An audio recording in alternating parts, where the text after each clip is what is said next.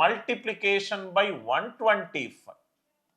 Multiplication by 125. Multiplication by 125. 125 అంటే మనము 1000/8 గా రాసుకోవచ్చు కదా. ఇదే లాజిక్. 125 అంటే 1000/8. 8 ఒకట్ల 8, 8 రెండ్ల 16, 8 5ల 40. రైట్. 25ని 100/4గా రాసుకున్నాను. కాబట్టి 25 ఏదైతే నంబర్ తోటి లబ్ధమవుతుందో దానిని 4 తోటి భాగాహరించాను.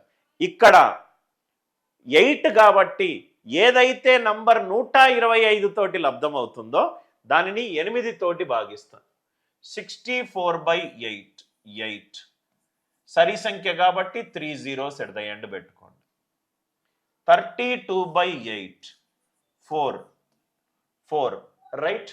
సో ఇక్కడ 32ని 8 తోటి డివైడ్ చేస్తే ఎంత వస్తుంది sir? Right, 4. 8 4s are 32. Are you all with me? Right. అందరికీ లాజిక్ క్లియర్గా అర్థమైంది అనుకుంటా. సరి సంఖ్య కాబట్టి 3 zeros పెట్టుకోండి. 248 డివైడెడ్ బై 8. 31. 3 zeros పెట్టుకోండి. 488 డివైడెడ్ బై 8. 61. 3 zeros పెట్టుకోండి. Yes or no? Same logic sir. ఒక్కసారి మీరు ఇక్కడ చూస్తే 25 × 64. 25 అనేది 100/4 కాబట్టి నేను దీన్ని 4 తోటి డివైడ్ చేశాను. 2 సున్నాలు ఎట్ ద ఎండ్ పెట్టుకున్నాను. 248 డివైడెడ్ బై 4. 62 2 సున్నాలు ఎట్ ద ఎండ్ పెట్టుకున్నాను. Divided by 4. 122 2 సున్నాలు ఎట్ ద ఎండ్ పెట్టుకున్నాను. 5కి అయితే 1 సున్నా ఎట్ ద ఎండ్ పెట్టుకున్నాను. Are you all with me? అందరికీ లాజిక్ క్లియర్గా అర్థమైంది అనుకుంటా.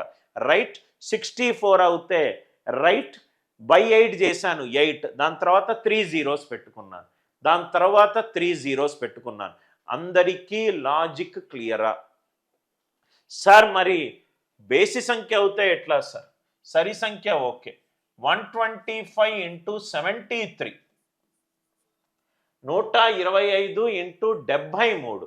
125 × 73. 73 నేను 72 + 1గా రాసుకోవచ్చు. 72 + 1గా రాసుకోవచ్చు. 72 అనేది సరి సంఖ్య. 8 తోటి డివైడ్ చేస్తున్నాను. 8 9ల 72. 9 followed by 3 zeros plus 125 1s are 125. Answer ఎంత? 9125. ఆన్సర్ ఎంత? 9125. Right. Are you all with me?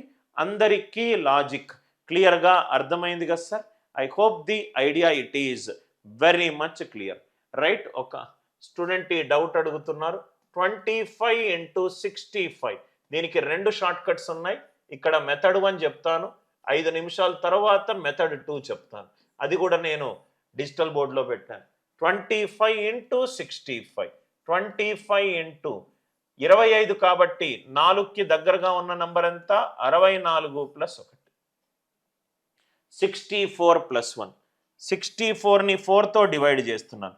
4 16s are 64. ఇది ఎన్ని సున్నాలు యాడ్ చేసుకోవాలి? 0 0. 25 1s are 25. ఆన్సర్ ఎంత? 1625. 1625.